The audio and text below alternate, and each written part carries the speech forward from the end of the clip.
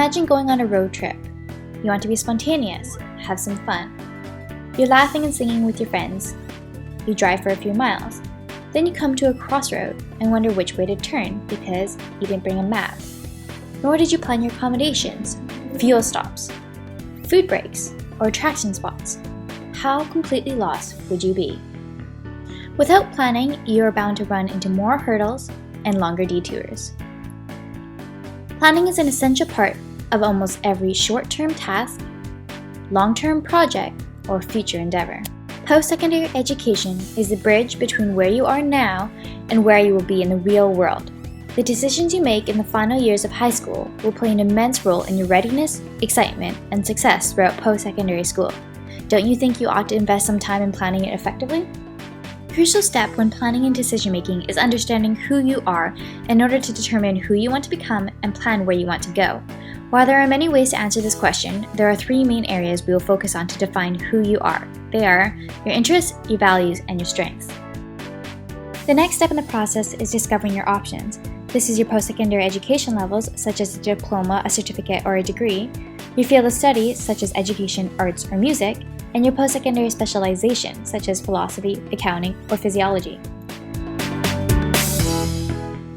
Are you interested in art design, business, or sciences? I give you a general overview of some of the most common fields to help students explore each field of study, touching upon a description of the field, specializations in the field, career options, and even some key strengths a candidate would need when studying the field. The last step is decision-making. We use what we know about ourselves in the first section and combine it with the options we've discovered in the second section to find the best fit level of education, field of study, and institute for the student. There are several in-book activities to help students look at the most important factors when making these decisions. For example, when deciding one's level of education, there are three main factors to look at: the student's eligibility, their readiness, and their financial situation. When deciding one's field of study, a student must take into consideration their interests, values, and strengths.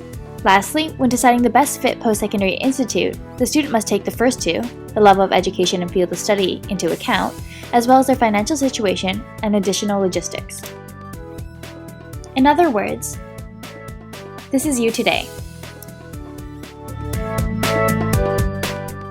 And after knowing who you are and the options you have, you'll be able to decide two things: the level of education and field of study that best suits you. And these two things will be the main deciding factors of which institute to apply for.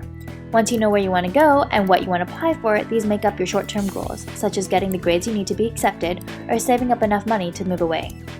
Finally, all of your short-term goals bring you to your one long-term end goal, what we've been working on to solve for the entire book. In other words, I want to go to X institute to study Y field.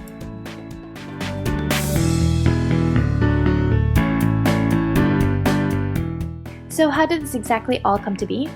Well, after coming up with this idea, plus many sleepless nights, and 10 months later, I finished writing Planning and Decision Making for Students.